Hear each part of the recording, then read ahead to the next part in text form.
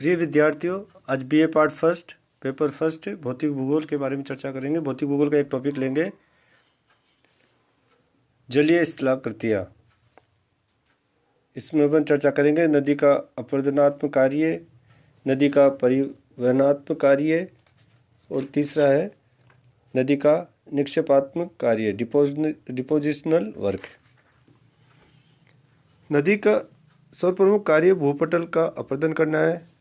प्रमुख विद्वान सैलिसबरी ने बताया कि नदी के प्रमुख कार्यों में से एक कार्य स्थल का सागर तक ले जाया जाना है।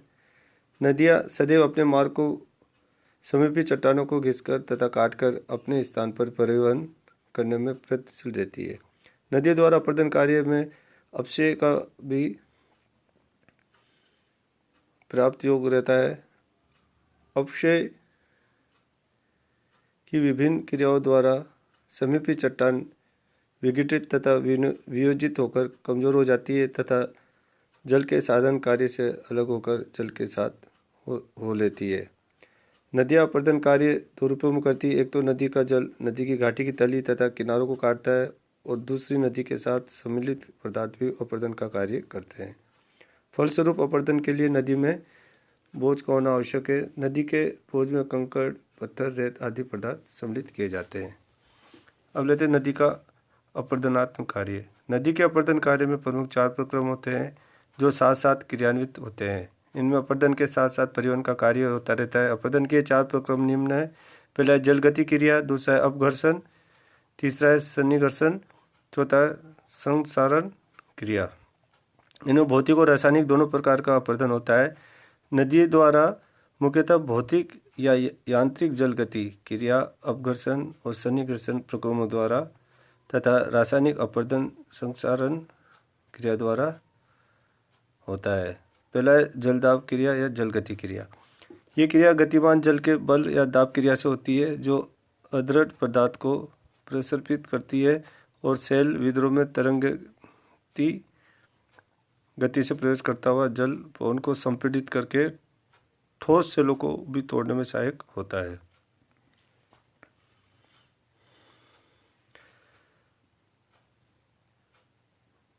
इससे जलधारा अपने बहने के बारे में किसी भी वक्र पर तटों का तलोच्छेदन कर देती है। ये प्रक्रिया तट गुहायन कहलाती है। तीव्र गति से प्रवाहित जल द्वारा अपरदन कोटरन क्रिया के रूप में होता है।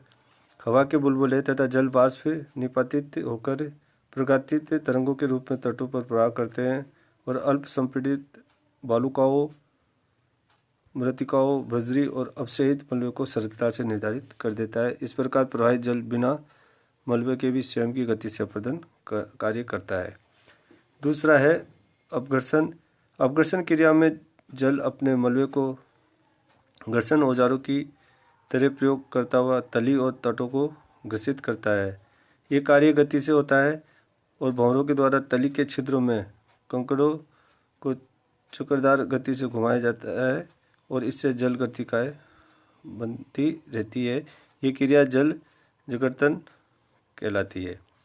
पर्वतीय भागों में इस क्रिया द्वारा बड़े बड़े कुंडों का निर्माण हो जाता है। इस प्रकार अपघर्षण से नदी की तली का उत्खनन और निकर्षण होता रहता है। इससे अपघर्षण के इस रूप को ऊर्ध्वाधर या लंबवत अपघर्षण भी कहा जाता है। इस कारण से नदी की घाटी गहरी और चौड़ी होती रहती है। इस क्रिया से जो मलबा प्राप्त होता है वह उसी नदी द्वारा प्रसरित किए जा रहे भर में मिल जाता है और एक अपघर्षणकारी कारक बन जाता है। इस मलबे के द्वारा जब नदी के तटों का अपघर्षण होता है तो इसका ये रूप क्षैतिज अपघर्षण कहलाता है।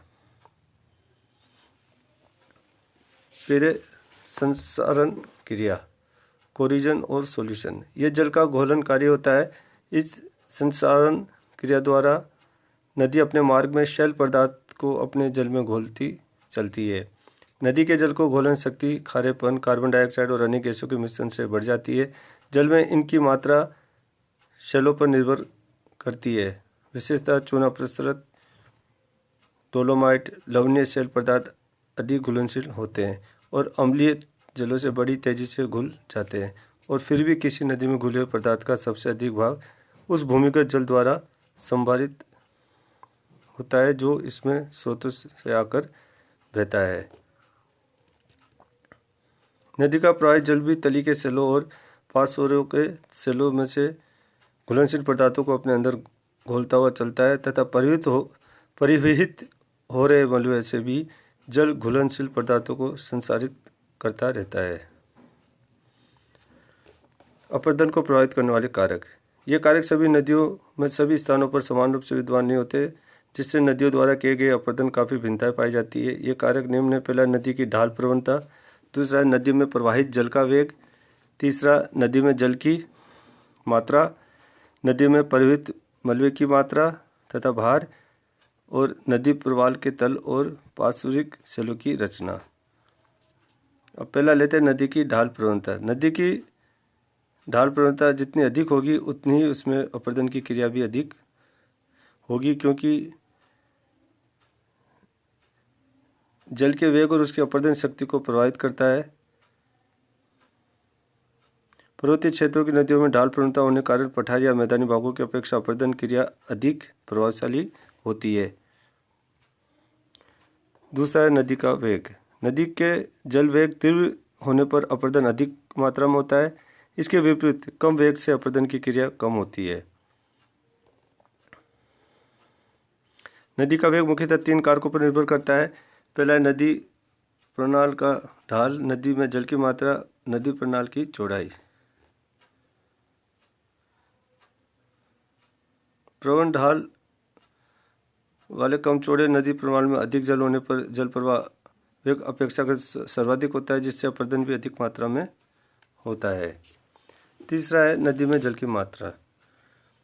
नदी में जल की मात्रा, जल का आयतन अधिक होने पर अपरदन भी अधिक होता है, क्योंकि ये कारक नदी के वेग को प्रभावित करता है। नदी में जल की मात्रा उसके उद्गम स्थल और उसके संग्रहण क्षेत्र की वर्षा, हिमाच्छादित क्षेत्रों में जल के पिघलने पर निर्भर करती है। अतः यदि जल की मात्रा अधिक होगी तो जल प्रवाह व अधिक होगा, जिससे अपरदन क्रिया भी अधिक होगी। इसके विपरीत नदी में जल की मात्रा कम होने पर जल प्रवाह वेग कम होने के कारण अपरदन भी कम होगा। चौथा है नदी में परिवहित मलबे की मात्रा तथा भार। ये नदी के अपरदन कार्य को प्रभावित करने वाला एक महत्वपूर्ण कारक है।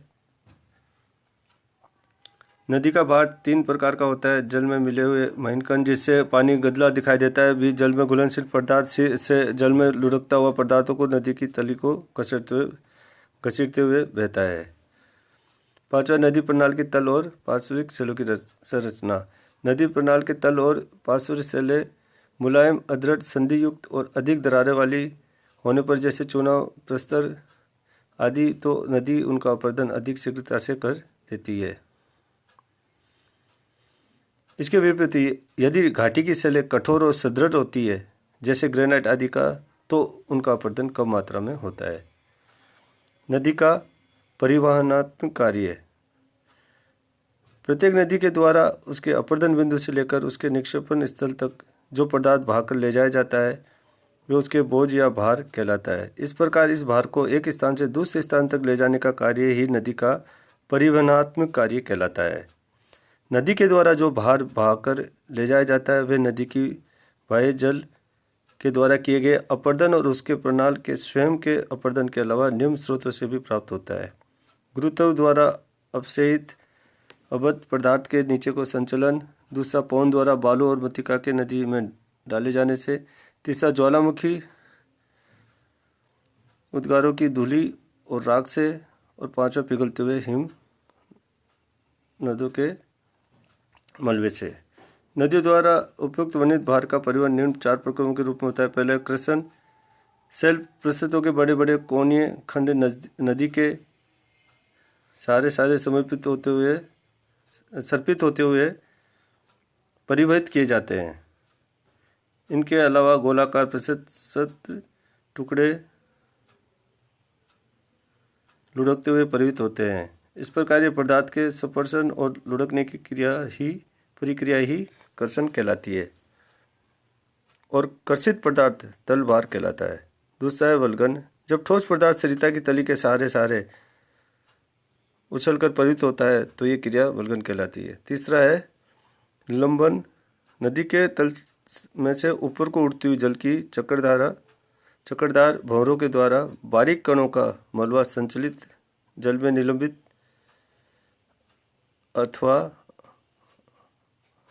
निलंबित अवस्था अर्थात लटकती हुई अवस्था में परिवर्तित होता है।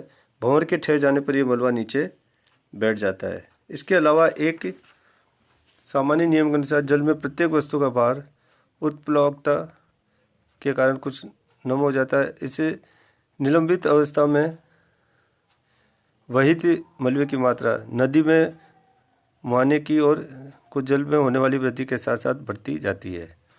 चौथा है संसारण।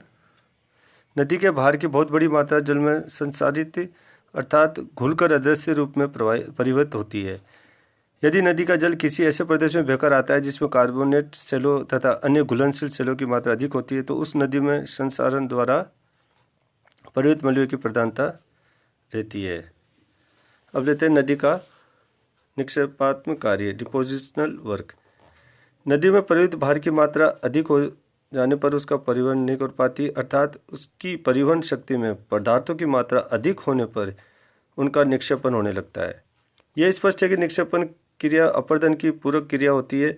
जो परिस्थितियां किसी सरिता को उसके मलबे का निक्षेपण के लिए बाध्य करती है वह परिवहन में सहायक परिस्थितियों की ठीक विपरीत होती है, क्योंकि निक्षेपण का कार्य परिवहन की क्षमता अपर्याप्त रह जाने पर होता है। इस प्रकार निक्षेपण कार्य मुख्यतः निम्न कारणों का परिणाम है। पहला, नदी के वेग में कमी। यह निक्षेपण का एक सर्वप्रथम कारण है, क्योंकि नदी के वेग में थोड़ी सी भी कमी होने पर उसकी परिवहन सामर्थ्य में कई गुना अधिक कमी हो जाती है। नदी के वेग में होने वाली कमी के निम्न कारण हो सकते हैं। नदी प्रणाली के ढाल में कमी, नदी प्रणाली में जल की मात्रा अर्थात आयतन में कमी। तीसरा, नदी के प्रणाली की प्रकृति एवं स्वरूप अर्थात प्रणाली की चौड़ाई और वक्रता में वृद्धि। चौथा, नदी के मार्ग में भूमिस्खलन, बालू का स्तूपों का निर्माण या अधिक निक्षेपण आदि में अवरोध से उत्पन्न हो जाने पर। दूसरा है नदी में परिवहन भार की मात्रा में वृद्धि। जब नदी में परिवहन भार की मात्रा उसकी परिवहन क्षमता से अधिक बढ़ जाती है तब से निक्षेपण आरंभ हो जाता है। इस भार की मात्रा में होने वाली अत्यधिक वृद्धि के निम्न कारण हो सकते हैं। नदी द्वारा अधिक अपरदन के कारण प्रमुख नदी में उसकी सहायक नदियों से लाए गए भार में वृद्धि। हिमानी जलोढ़ अर्थात हिम नदी के पिघलने से प्राप्त मलबे की मात्रा में वृद्धि। इसके अतिरिक्त नदी के भार के टुकड़ों का आकार भी निक्षेपण को प्रभावित करता है।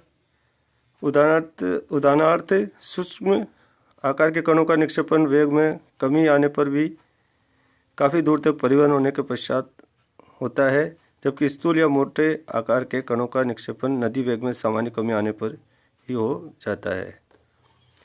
ये आज अपन ने जलीय स्थलाकृतियों में नदी का अपरदनात्मक कार्य, नदी का परिवहनात्मक कार्य और नदी का निक्षेपात्मक कार्य के बारे में चर्चा की।